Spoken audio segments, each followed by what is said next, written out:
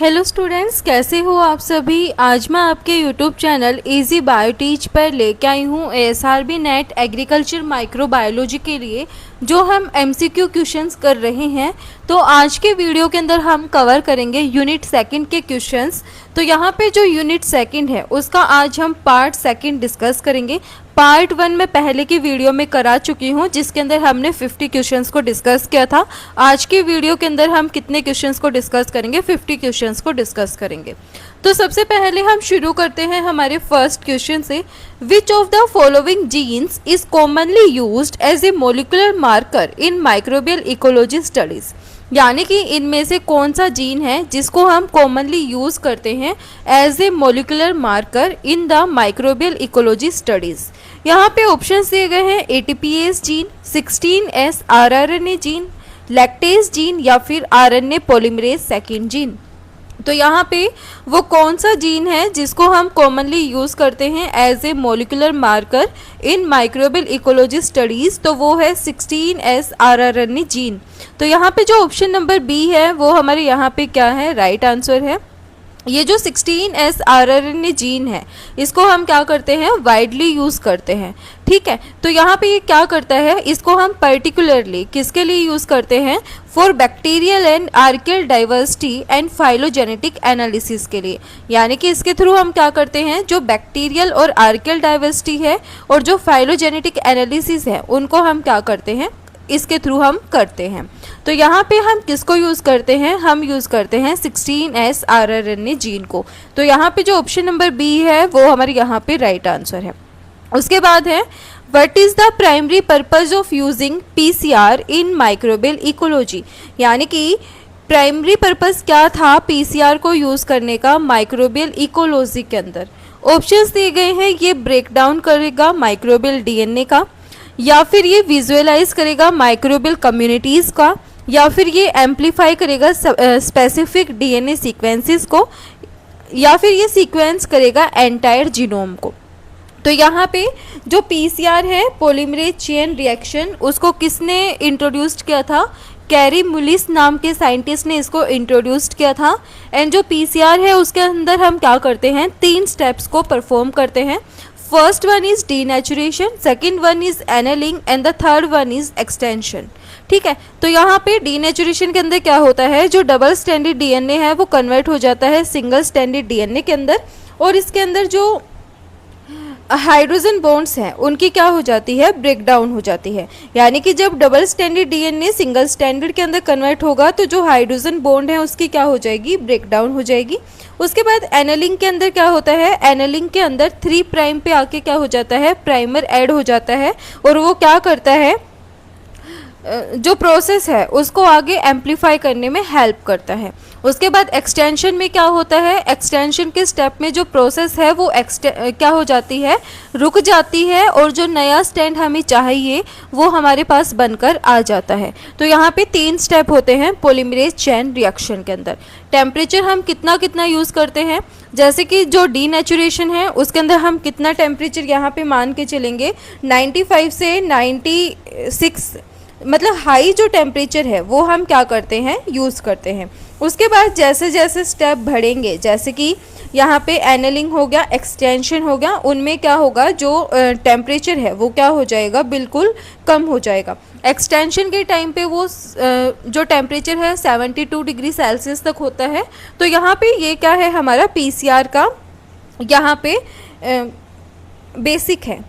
अब यहाँ पे हम बात करें पीसीआर को हम यूज़ किसके लिए करते हैं, तो जो पीसीआर है उसको हम डीएनए आरएनए की जो सीक्वेंस हैं उनको डिटेक्ट करने के लिए हम क्या करते हैं, यूज़ करते हैं, या फिर जो पैथोजेंस हैं उनके अंदर कोई अबनॉर्मलिटीज़ वगैरह प्रेजेंट है, यानी कि जेनेटिक अबनॉर्मलिटीज़ हैं, उनको डिटेक्ट करने के लिए हम क्या करते हैं, पीसीआर का यूज़ करते हैं। तो यहाँ पे अब हम आते हैं हमारे क्वेश्चन पे। तो यहाँ पे हमसे पूछा गया है पीसीआर का प्राइमरी पर्पस क्या है इन माइक्रोबियल इकोलॉजी। तो इसका प्राइमरी पर्पस क्या है, ये क्या करता है, एम्पलीफाई करता है स्पेसिफिक डीएनए सीक्वेंस को। तो यहाँ पे जो ऑप्शन नंबर 3 है वो हमारे यहाँ पे क्या है, राइट आंसर है। उसके बाद हमारा नेक्स्ट क्वेश्चन है मेटाजीनोमिक्स रेफर्स टू, यानी कि मेटाजीनोमिक्स का मतलब क्या है। ऑप्शंस दिए गए हैं cloning of a single microbe, यानी कि सिंगल माइक्रोब की क्या होती है, क्लोनिंग होती है। उसके बाद है sequencing DNA from pure culture only, जो डीएनए है उसको क्या करते हैं, सीक्वेंस करते हैं फ्रॉम प्योर कल्चर से, सिर्फ प्योर कल्चर से। To study of genomes from environmental samples, यानी कि हम क्या करते हैं, जीनोम्स की स्टडी करते हैं from the environmental sample. Only RNA sequencing from microbes. तो यहाँ पे मेटाजीनोमिक्स क्या है, ये एक फील्ड है स्टडी का जिसके अंदर इन्वॉल्व होता है direct genetic sequencing of DNA from environmental samples rather than from individual cultured organism. तो यहाँ पे जो ऑप्शन नंबर सी है वो हमारे यहाँ पे क्या है, राइट आंसर है। Metagenomics is the study of genome from environmental sample. तो यहाँ पे जो राइट आंसर है वो है हमारा ऑप्शन नंबर सी। इसके बाद हमारा आता है यहाँ पे next question, denaturing gradient gel electrophoresis is used to. Options हैं sequence DNA, separate proteins, separate DNA fragments based on sequence, clone DNA fragments. तो यहाँ पे जो डीनेचरिंग ग्रेडियंट जेल इलेक्ट्रोफोरेसिस है उसके अंदर हम क्या यूज़ करते हैं, उसके अंदर हम यूज़ करते हैं separate DNA fragments based on sequence. तो यहाँ पे जो ऑप्शन नंबर सी है वो हमारे यहाँ पे क्या है, राइट आंसर है। जो डीनेचरिंग ग्रेडियंट जेल इलेक्ट्रोफोरेसिस है वो क्या है, एक मोलिकुलर बायोलॉजी की टेक्निक है जिसको हम यूज़ करते हैं to separate DNA fragments based on their melting behaviour which is influenced by their nucleotide sequence. तो यहाँ पे जो ऑप्शन नंबर सी है वो हमारे यहाँ पे क्या है, राइट आंसर है।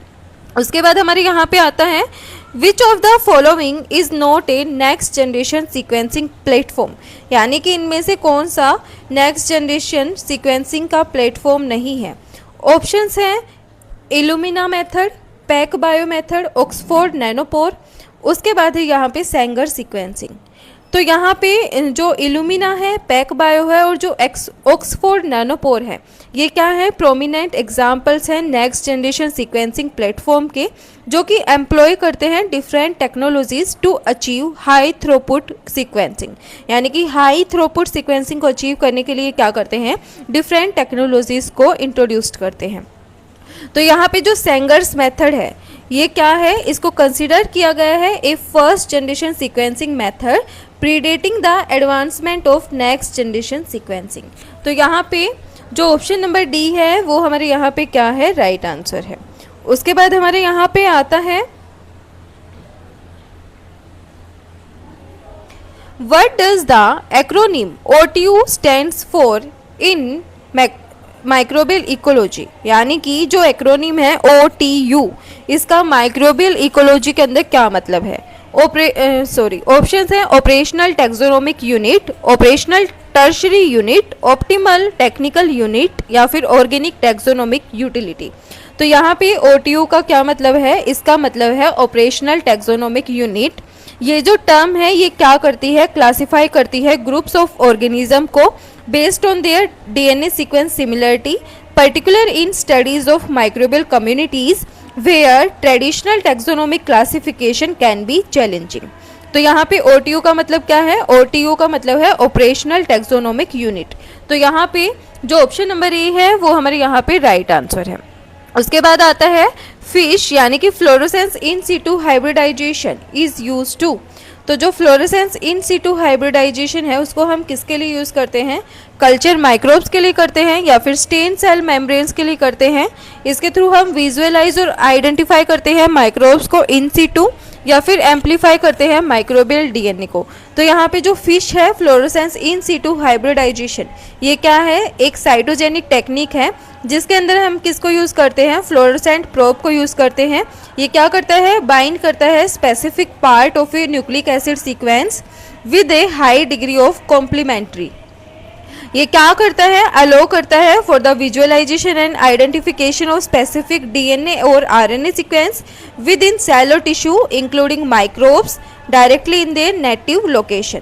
तो यहाँ पे जो फ्लोरोसेंस इन सीटू हाइब्रिडाइजेशन है उसको हम किसके लिए यूज़ करते हैं, इसके थ्रू हम इन सीटू क्या करते हैं, विजुअलाइज और आइडेंटिफिकेशन करते हैं माइक्रोब्स का। तो यहाँ पे जो ऑप्शन नंबर सी है वो हमारे यहाँ पे राइट आंसर।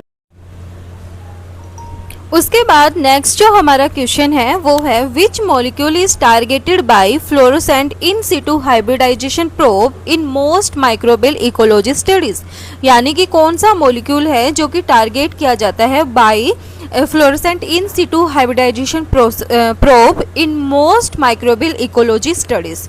तो यहाँ पे प्रोब क्या होता है?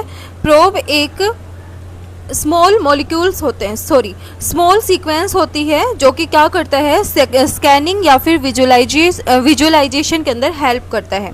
उसको हम क्या बोलते हैं? उसको हम प्रोब बोलते हैं। अब यहाँ पे हमें ऑप्शंस दिए गए हैं DNA polymerase, 16S rRNA, peptidoglycan या फिर एटीपी। तो यहाँ पे वो कौन सा मॉलिक्यूल है जो टारगेट किया जाता है fluorescent in situ hybridization probe के द्वारा इन मोस्ट माइक्रोबियल इकोलॉजी स्टडीज? तो वो है 16S आरआरएनए। जो 16S आरआरएनए है उसको क्या करते हैं? टारगेट करते हैं bye fluorescent in situ hybridization probe. तो यहाँ पे जो ऑप्शन नंबर बी है वो हमारे यहाँ पे क्या है? राइट आंसर है।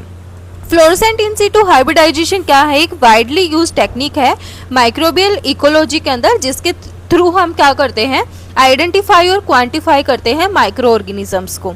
ये जो मेथड है वो रिलाइज करता है on the use of oligonucleotide probe that is design to specifically bind to target molecule within the cell.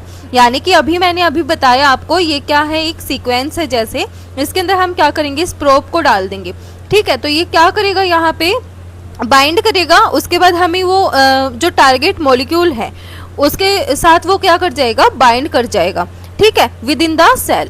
तो यहाँ पे जो मोस्ट माइक्रोबियल इकोलॉजी स्टडीज हैं वहाँ पे हम क्या करते हैं? फिश प्रोब को, फिश जो प्रोब है वो स्पेसिफिकली क्या करता है? टारगेट करता है 16S आरआरएनए मॉलिक्यूल को।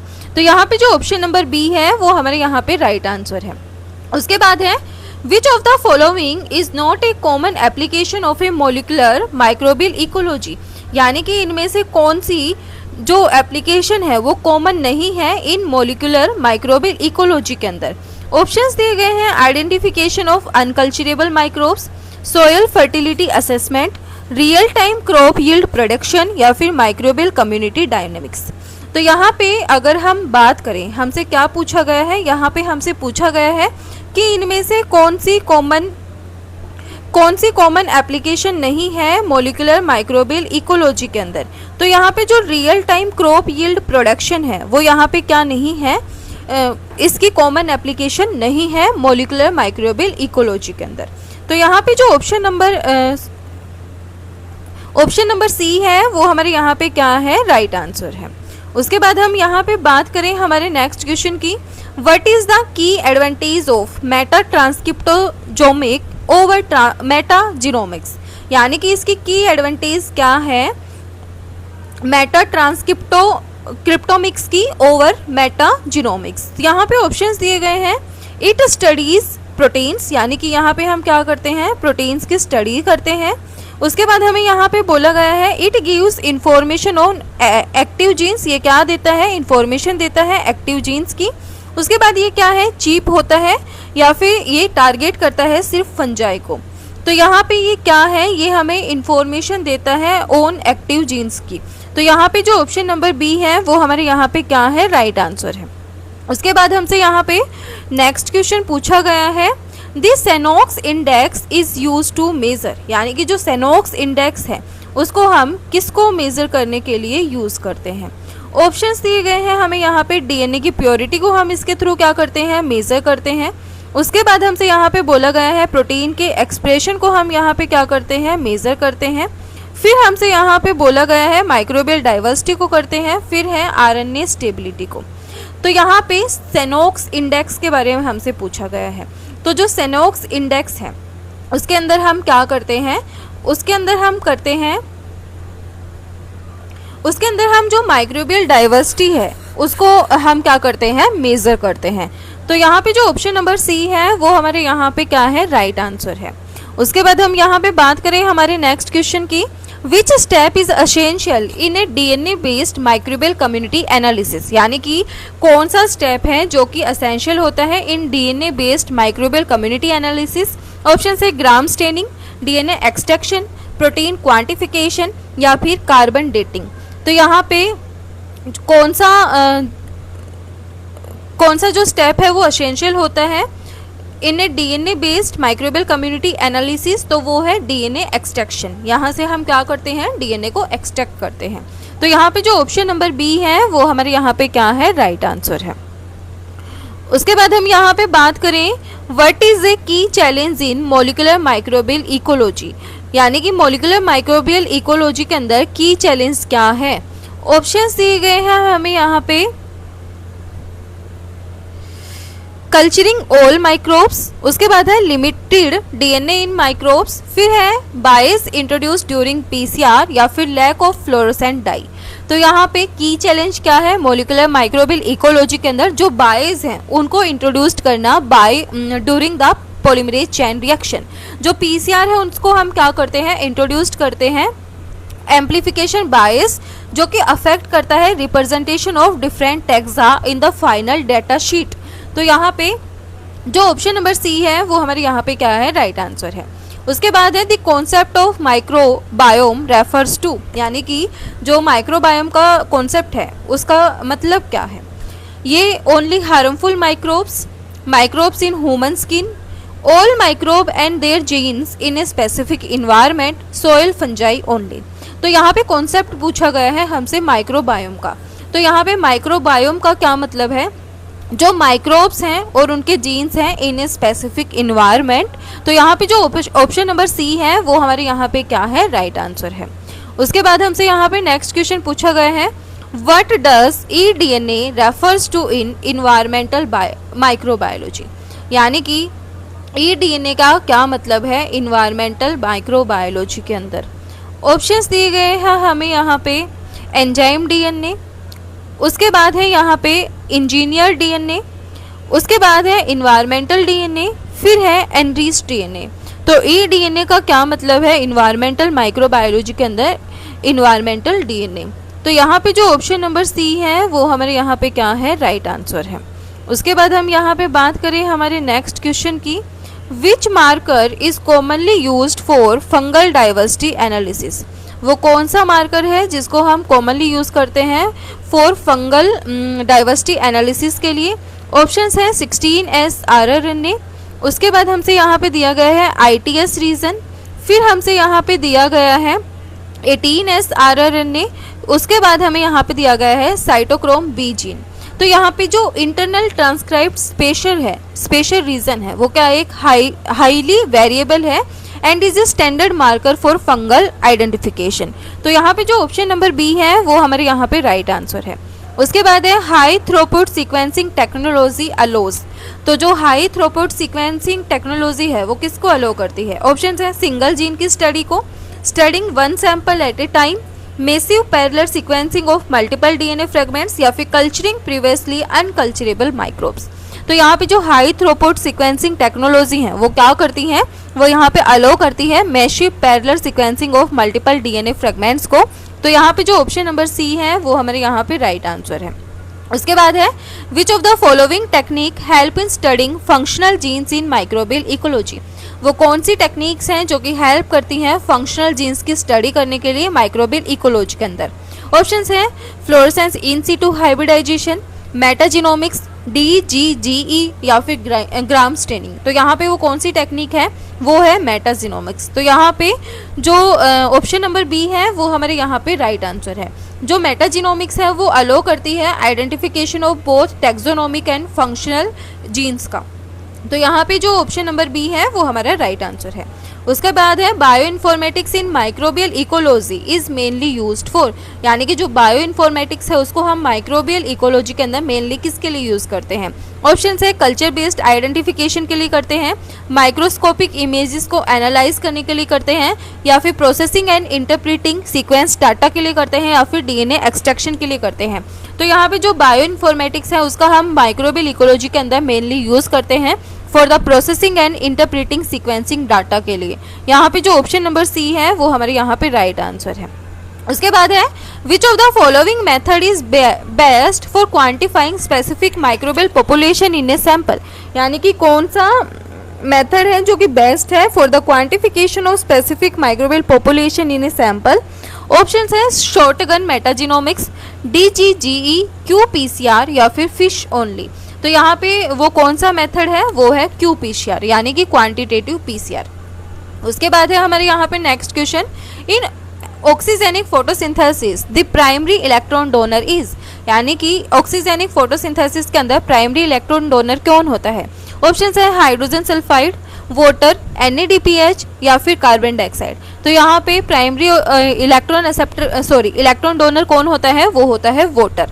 तो यहाँ पे जो वाटर है वो एक्ट करता है इलेक्ट्रॉन डोनर के जैसे और रिलीज करता है ऑक्सीजन को। और जो ऑक्सीजेनिक फोटोसिंथेसिस है वो क्या है? वो साइनोबैक्टीरिया और प्लांट्स के अंदर परफॉर्म होती है। उसके बाद है हमारे यहाँ पे next question, the pigment responsible for capturing light energy in cyanobacteria is. वो कौन सा पिगमेंट है जो कि कैप्चर करता है लाइट एनर्जी को साइनोबैक्टीरिया के अंदर? ऑप्शंस दिए गए हैं chlorophyll A, bacterio chlorophyll, carotenoid या फिर फाइकोइरिथ्रिन। तो वो कौन सा है? वो है बैक्टीरियो क्लोरोफिल। तो यहाँ पे जो ऑप्शन नंबर बी है वो हमारे यहाँ पे क्या है? राइट आंसर है। उसके बाद है हमारे यहाँ पे next question, anoxygenic photosynthesis occurs in. जो एन ऑक्सीजेनिक फोटोसिंथेसिस है वो किसके अंदर होते हैं? ऑप्शन है alga, cyanobacteria, green sulphur bacteria या फिर डाई एटम्स। तो यहाँ पे जो green sulphur bacteria, purple sulphur bacteria होते हैं उनके अंदर क्या होती है? एन ऑक्सीजेनिक फोटोसिंथेसिस होती है। ये क्या करते हैं? हाइड्रोजन सल्फेट को यूज करते हैं at the place of water. तो यहाँ पे जो ऑप्शन नंबर सी है वो हमारे यहाँ पे राइट आंसर है। उसके बाद आता है which of the following is not a product of cyclic photophosphorylation. यानी कि जो साइक्लिक फोटोफॉस्फोराइलेशन होती है उसके अंदर कौन सा प्रोडक्ट नहीं है? ऑप्शन है ATP, NADPH, प्रोटॉन ग्रेडियंट या फिर इलेक्ट्रॉन ट्रांसपोर्ट। तो यहाँ पे जो NADPH है वो किसका प्रोडक्ट नहीं है? वो साइक्लिक फोटोफॉस्फोराइलेशन का प्रोडक्ट नहीं है। तो यहाँ पे जो ऑप्शन नंबर बी है वो हमारे यहाँ पे राइट आंसर है। उसके बाद है in non cyclic photophosphorylation the final electron acceptor is. यानी कि नॉन साइक्लिक फोटोफॉस्फोराइलेशन के अंदर फाइनल इलेक्ट्रॉन एक्सेप्टर कौन होता है? ऑप्शन है वाटर, NAD पॉजिटिव, ATP या फिर ऑक्सीजन। तो वो होता है NAD पॉजिटिव और वो किसके अंदर कन्वर्ट होता है? NADPH के अंदर कन्वर्ट हो जाता है। तो यहाँ पे जो ऑप्शन नंबर बी है वो हमारे यहाँ पे राइट आंसर है।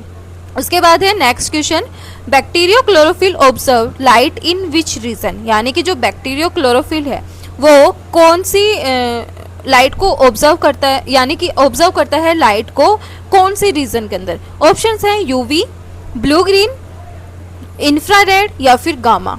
तो यहाँ पे इस क्वेश्चन का आंसर आप मुझे कमेंट बॉक्स के अंदर बताना। जो बैक्टीरियो क्लोरोफिल है वो ऑब्जर्व करता है लाइट को कौन सी रीजन के अंदर। उसके बाद हम यहाँ पे बात करें हमारे नेक्स्ट क्वेश्चन की, which micro organism perform both oxygenic and anoxygenic photosynthesis. वो कौन सा माइक्रो ऑर्गेनिज्म है जो कि ऑक्सीजेनिक और एनऑक्सीजेनिक दोनों फोटोसिंथेसिस को परफॉर्म कर सकता है? ऑप्शन है रोडोबैक्टर, ओसिलेटेरिया, क्लोरोबियम या फिर क्लेमाइडोमोनास। तो यहाँ पे जो कुछ एक साइनोबैक्टीरिया हैं जैसे कि ओसिलेटेरिया, ये क्या करता है? यहाँ पे ऑक्सीजेनिक और एनऑक्सीजेनिक फोटोसिंथेसिस दोनों को परफॉर्म करता है। ये क्या करता है? स्विच कर सकता है between oxygenic and anoxygenic photosynthesis की। ये क्या करता है? डिपेंड करता है कंडीशंस के ऊपर। तो यहाँ पे जो ऑप्शन नंबर बी है वो हमारे यहाँ पे राइट आंसर है। उसके बाद है what is the role of electron transport chain in oxidative phosphorylation. यानी कि इलेक्ट्रॉन ट्रांसपोर्ट चेन का क्या रोल है ऑक्सीडेटिव फॉस्फोराइलेशन के अंदर? ऑप्शन है सिंथेसाइज करता है ग्लूकोज को, जनरेट करता है ऑक्सीजन को, क्रिएट करता है प्रोटॉन ग्रेडियंट को या फिर प्रोड्यूस करता है NADH को। तो यहाँ पे जो इलेक्ट्रॉन ट्रांसपोर्ट चेन का क्या रोल है ऑक्सीडेटिव फॉस्फोराइलेशन के अंदर? ये क्रिएट करता है प्रोटीन ग्रेडियंट को। तो यहाँ पे जो ऑप्शन नंबर सी है वो हमारे यहाँ पे राइट आंसर है। उसके बाद है substrate level phosphorylation occurs during. जो सबस्ट्रेट लेवल फॉस्फोराइलेशन है वो किन प्रोसेसेस के अंदर होता है? ऑप्शन है light reaction, glycolysis and TCA cycle, electron transport chain या फिर फोटोसिंथेसिस। तो जो ग्लाइकोलिसिस और TCA साइकिल है यानी कि क्रेब्स साइकिल है उन दोनों के अंदर क्या होता है? सबस्ट्रेट लेवल फॉस्फोराइलेशन होता है। यहाँ पे जो ATP है वो क्या होती है? हाई होती है। तो उसको हम क्या बोलते हैं? सबस्ट्रेट लेवल फॉस्फोराइलेशन बोलते हैं। यहाँ पे क्या करते हैं? डायरेक्टली ट्रांसफर होता है फॉस्फेट ग्रुप का from a phosphorylated substrate to ADP। तो यहाँ पे जो ऑप्शन नंबर बी है वो हमारे यहाँ पे राइट आंसर है। उसके बाद है इन oxidative phosphorylation ATP is generated by. यानी कि ऑक्सीडेटिव फॉस्फोराइलेशन के अंदर ATP किसके द्वारा जनरेट की जाती है? ऑप्शन है NADH oxidation, ATPase directly, protein motive force या फिर ATP सिंथेस या फिर कार्बन फिक्सेशन। तो यहाँ पे ऑक्सीडेटिव फॉस्फोराइलेशन के अंदर जो ATP है वो किसके द्वारा जनरेट की जाती है, ATP सिंथेस और प्रोटीन मोटिव फोर्स के द्वारा जनरेट की जाती है। इसके अंदर हम पढ़ते भी हैं जैसे जो P5 जो हमारा क्या होता है, जो फिफ्थ जो हमारा ATPase वाला होता है वहाँ से हम क्या करते हैं, ATP की प्रोडक्शन करते हैं। तो यहाँ पे जो ऑप्शन नंबर सी है वो हमारे यहाँ पे राइट आंसर है। उसके बाद है इन photosynthetic apparatus in purple sulphur bacteria is located in, यानी कि फोटोसिंथेटिक अपैरेटस के अंदर जो पर्पल सल्फर बैक्टीरिया है वो कहाँ पे लोकेटेड होता है। ऑप्शन है थाइलाकोइड, आउटर मेम्ब्रेन, साइटोप्लाज्म या फिर इंट्रासाइटोप्लाज्मिक मेम्ब्रेन। तो यहाँ पे इस क्वेश्चन का आंसर आप मुझे कमेंट बॉक्स के अंदर बताना कि वो कहाँ पे लोकेटेड होता है। उसके बाद है हमारे यहाँ पे next question, which of the following molecule act as an energy currency in cell, यानी कि वो कौन सा मॉलिक्यूल है जो एक्ट करता है as a energy currency in cell. Option है NADH, CO2, ATP, acetyl coenzyme A। तो ये भी बहुत ज़्यादा इजी क्वेश्चन है, इसका भी आप मुझे कमेंट बॉक्स के अंदर बताना क्या आएगा। फिर आता है हमारे next question, which of the following is not involve in substrate level phosphorylation, कौन सा एंजाइम है जो कि इन्वॉल्व नहीं होता सबस्ट्रेट लेवल फॉस्फोराइलेशन के अंदर। ऑप्शन है phosphoenol pyruvate, succinyl coenzyme A, glucose 6 phosphate या फिर 1,3-bis फॉस्फोग्लिसरेट। तो जब हम ग्लाइकोलिसिस को पढ़ते हैं तो वहाँ पे जो ग्लूकोज 6 फॉस्फेट है वो हमारा क्या है, सेकेंड स्टेप है जो कि सबस्ट्रेट लेवल फॉस्फोराइलेशन के अंदर इन्वॉल्व नहीं होता। बाकी जो है हमारे ये क्या होते हैं, सबस्ट्रेट लेवल फॉस्फोराइलेशन के अंदर इंक्लूड होते हैं। उसके बाद हमारे यहाँ पे आता है द की enzyme for ATP synthesis in oxidative phosphorylation is, यानी कि एंजाइम कौन सा है ATP सिंथेसिस के लिए इन ऑक्सीडेटिव फॉस्फोराइलेशन। ऑप्शंस है डिहाइड्रोजिनेज, ATP सिंथेस, काइनेज या फिर पॉलीमरेज। तो यहाँ पे की एंजाइम कौन सा है, वो है ATP सिंथेस। तो जो ऑप्शन नंबर बी है वो हमारे यहाँ पे राइट आंसर है।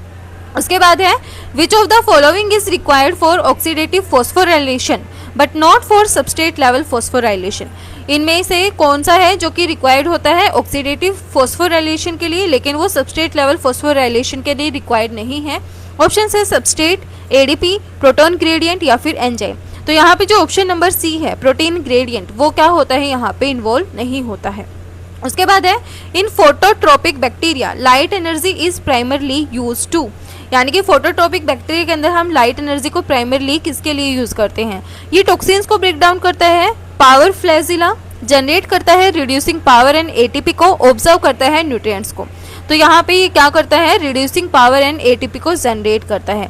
तो यहाँ पे जो ऑप्शन नंबर सी है वो हमारे यहाँ पे राइट आंसर है। उसके बाद है कीमोओस्मोसिस रेफर्स टू, कीमोओस्मोसिस का मतलब क्या है, movement of electrons in water, generation of NADH, ATP synthesis via protein gradient या फिर लाइट एब्जॉर्प्शन। तो यहाँ पे कीमोओस्मोसिस का क्या मतलब है, ATP synthesis via protein gradient. तो यहाँ पे जो ऑप्शन नंबर सी है वो हमारे यहाँ पे राइट आंसर है।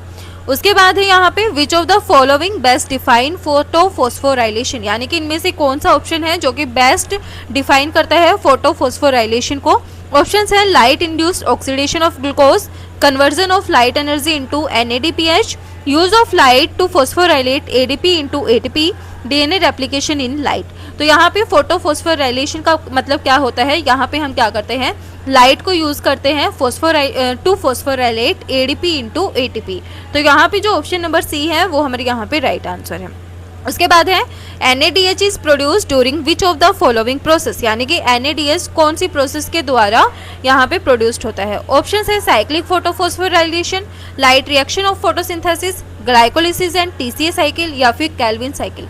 तो जो NADH है वो कौन सी साइकिल्स के द्वारा यहाँ पे प्रोड्यूस्ड होता है, तो जो ग्लाइकोलिसिस और TCA साइकिल को जब हम पढ़ते हैं तो उनके अंदर क्या होता है, NADH प्रोड्यूस्ड होता है।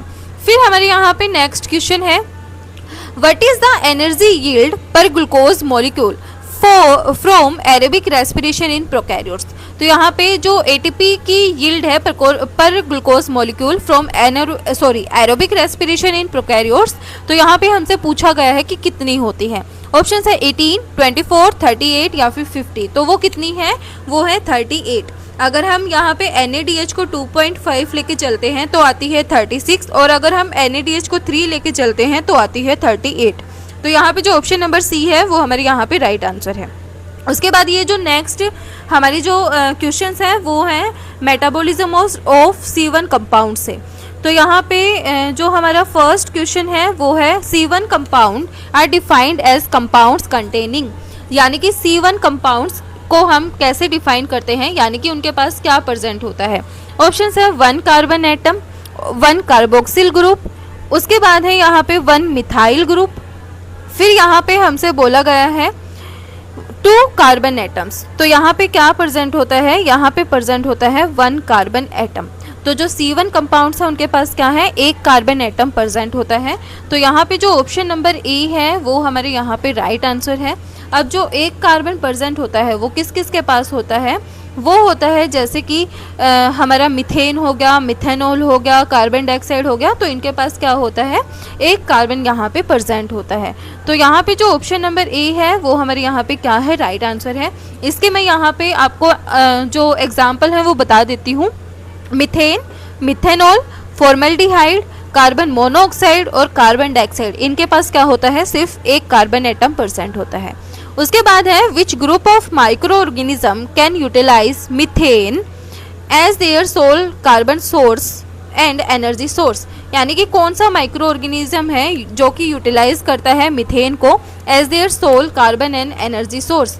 ऑप्शंस है मिथेनोजेंस, मिथेनोट्रोप्स, मिथाइलोट्रोप्स या फिर ऑटोट्रोप्स। तो यहाँ पे वो कौन से होते हैं, वो है मिथेनोट्रोप्स। मिथेनोट्रोप्स क्या है, स्पेसिफिक ग्रुप है माइक्रो ऑर्गेनिज्म का, जिसको हम डिफाइन करते हैं by their ability to utilize methane as their sole source of carbon and energy. तो यहाँ पे जो ऑप्शन नंबर सी है वो हमारे यहाँ पे राइट आंसर है। मिथेनोजेंस क्या है, माइक्रो ऑर्गेनिजम्स हैं जो कि प्रोड्यूस करते हैं मीथेन को एज ए मेटाबॉलिक प्रोडक्ट। उसके बाद है मिथाइलोट्रोप्स। ये जो मिथाइलोट्रोप्स हैं ये क्या करते हैं, यूटिलाइज करते हैं 1 कार्बन कंपाउंड को, जैसे कि मिथेन हो गया, मिथेनॉल हो गया। तो यहाँ पे इस टर्म को हम क्या बोलते हैं, मिथेनोट्रोप्स भी बोल सकते हैं। The term methanotrope specifically refer to those that use methane as their sole carbon and energy source। तो यहाँ पे ये क्या है, मिथाइलोट्रोप्स हैं, ये क्या करते हैं, यूटिलाइज करते हैं 1 कार्बन कंपाउंड को, जैसे कि मिथेन और मिथेनॉल को। उसके बाद आता है ऑटोट्रोप्स। वो ऑर्गेनिज्म होते हैं जो अपना फूड खुद से सिंथेसाइज करते हैं, इनको हम बोलते हैं ऑटोट्रोप्स। तो यहाँ पे जो ऑप्शन नंबर सी है वो हमारे यहाँ पे क्या है, राइट आंसर है। उसके बाद है the first enzyme involved in the oxidation of methane in methanotrophs, यानी कि पहला कौन सा एंजाइम है जो कि इन्वॉल्व था ऑक्सीडेशन ऑफ मीथेन के अंदर इन मिथेनोट्रोप्स। ऑप्शंस दिए गए हैं हमें यहाँ पे मिथेनॉल डिहाइड्रोजिनेज, फिर है फॉर्मल्डिहाइड डिहाइड्रोजिनेज, फिर है मीथेन मोनोऑक्सीजिनेज, फिर है मिथाइल ट्रांसफेरेज। तो यहाँ पे वो कौन सा एंजाइम है, वो है मीथेन मोनोऑक्सीजिनेज। जो ऑप्शन नंबर सी है वो हमारे यहाँ पे क्या है, राइट आंसर है। ये क्या है कि एंजाइम है जो कि इनिशिएट करता है ऑक्सीडेशन ऑफ मीथेन को मिथेनॉल के अंदर इन मिथेनोट्रोप्स। तो ये क्या है, फर्स्ट स्टेप है in the metabolic pathway of methane utilization by these micro organisms. तो यहाँ पे जो ऑप्शन नंबर सी है वो हमारे यहाँ पे राइट आंसर है। उसके बाद है ए दी सेरिन पाथवे इज ए। तो जो सेरिन पाथवे है वो क्या है, reductive carbon dioxide fixation pathway है, C1 एसिमिलेशन पाथवे है, नाइट्रेट रिडक्शन पाथवे है या फिर मीथेन प्रोडक्शन पाथवे है। तो वो क्या है, वो है C1 एसिमिलेशन पाथवे। तो यहाँ पे जो ऑप्शन नंबर बी है वो हमारे यहाँ पे क्या है, राइट आंसर है। जो सेरिन पाथवे है वो एक मेटाबॉलिक पाथवे है जो कि यूज किया जाता है बाय सर्टेन माइक्रो ऑर्गेनिजम्स, और इसके थ्रू वो क्या करते हैं, एसिमुलेट करते हैं 1 कार्बन कंपाउंड्स को, जैसे कि मिथेनॉल हो गया और फॉर्मल्डिहाइड हो गया, इनटू बायोमास। तो यहाँ पे जो ऑप्शन नंबर बी है वो हमारे यहाँ पे राइट आंसर है। उसके बाद है the ribulose monophosphate pathway is mainly used by. जो राइबोलोज मोनोफॉस्फेट पाथवे है वो मेनली किसके द्वारा यूज किया जाता है। ऑप्शंस है यहाँ पे ओब्लिगेट ऑटोट्रोप्स के द्वारा, मिथेनोजेंस के द्वारा, टाइप 1 मिथेनोट्रोप्स के द्वारा या फिर साइनोबैक्टीरिया के द्वारा। तो यहाँ पे ये किसके द्वारा यूज किया जाता है, ये यूज किया जाता है टाइप 1 मिथेनोट्रोप्स के द्वारा। तो यहाँ पे जो ऑप्शन नंबर सी है वो हमारे यहाँ पे राइट आंसर है। उसके बाद है which of the following is not a C1 compound. इनमें से कौन सा C1 कंपाउंड नहीं है। ऑप्शन है मिथेनॉल, फॉर्मेट, एसीटेट, फॉर्मल्डिहाइड। तो यहाँ पे अभी हमने एग्जाम्पल्स पढ़े थे जो C1 कंपाउंड्स थे। तो यहाँ पे जो एसीटेट है वो क्या नहीं है, C1 कंपाउंड नहीं है, ये क्या है, C2 कंपाउंड है। तो यहाँ पे जो ऑप्शन नंबर सी है वो हमारे यहाँ पे राइट आंसर है। उसके बाद है the key intermediate in both RUMP and serine pathway is, यानी कि इंटरमीडिएट क्या है RUMP पाथवे और सेरिन पाथवे के अंदर। ऑप्शन है acetyl coenzyme A, formate, formaldehyde या फिर सक्सेनाइल कोएंजाइम ए। तो जो फॉर्मल्डिहाइड है वो क्या है, की इंटरमीडिएट है दोनों के अंदर, RUMP पाथवे और सेरिन पाथवे के अंदर। तो यहाँ पे जो ऑप्शन नंबर सी है वो हमारे यहाँ पे क्या है, राइट आंसर है। उसके बाद हम यहाँ पे बात करें, हमारे यहाँ पे नेक्स्ट क्वेश्चन वो है methylotrophs can utilize which of the following C1 compounds for growth, यानी कि जो मिथाइलोट्रोप्स हैं वो किसको यूटिलाइज करते हैं, यानी कि कौन से कंपाउंड को यूज करते हैं फॉर ग्रोथ। तो ऑप्शंस है मिथेन को करते हैं, उसके बाद है मिथेनॉल एंड फॉर्मल्डिहाइड को करते हैं, ग्लूकोज एंड पाइरुवेट को करते हैं, या फिर इथेनॉल एंड एसीटेट को करते हैं। तो वो किसको यूज करते हैं, वो करते हैं मिथेनॉल एंड फॉर्मल्डिहाइड को। तो यहाँ पे जो ऑप्शन नंबर बी है वो हमारे यहाँ पे राइट आंसर है। उसके बाद हमारे यहाँ पे नेक्स्ट क्वेश्चन आता है मिथेनोजेनेसिस अकर इन विच टाइप ऑफ इन्वायरमेंट। जो मिथेनोजेनेसिस है वो कैसे टाइप के इन्वायरमेंट के अंदर होती है। ऑप्शन है एरोबिक, हाई टेम्परेचर, एनारोबिक या फिर एसिडिक। तो जो मिथेनोजेनेसिस है वो किसके अंदर होती है, वो होती है एनारोबिक कंडीशंस के अंदर। तो यहाँ पे जो ऑप्शन नंबर ए है वो हमारे यहाँ पे क्या है, राइट आंसर है। मिथेनोजेनेसिस एक बायोलॉजिकल प्रोसेस है जो कि प्रोड्यूस करता है मीथेन को एज ए बाय प्रोडक्ट, और जो ये प्रोसेस है ये किसके द्वारा की जाती है, मिथेनोजेंस के द्वारा की जाती है, जो कि ओब्लिगेट एनारोब्स होते हैं, यानी कि वो स्ट्रिक्टली क्या करते हैं, एनारोबिक कंडीशन के अंदर ही ग्रो करते हैं। तो यहाँ पे जो ऑप्शन नंबर सी है वो हमारे यहाँ पे राइट आंसर है। उसके बाद है which of the following cofactor is essential for methanol dehydrogenase activity in methylotrophs, यानी कि कौन सा कोफैक्टर है जो कि एसेंशियल होता है for methanol dehydrogenase activities in methylotrophs. Option है biotin, NADH, pyrroloquinoline, quinone, FAD। तो यहाँ पे जो PQQ है वो क्या है, यहाँ पे एसेंशियल कोफैक्टर होता है for methanol dehydrogenase activity in methylotrophs. तो यहाँ पे जो ऑप्शन नंबर सी है वो हमारे यहाँ पे राइट आंसर है। तो ये थे हमारे कुछ एक questions for the ASRB net agriculture microbiology. आज हम यूनिट सेकंड का क्या कर लिया है, कवर कर लिया है पार्ट नंबर सेकंड। इसके बाद हम करेंगे यूनिट थर्ड के क्वेश्चंस। वीडियो पसंद आए तो please like, share and subscribe जरूर करना। Thank you.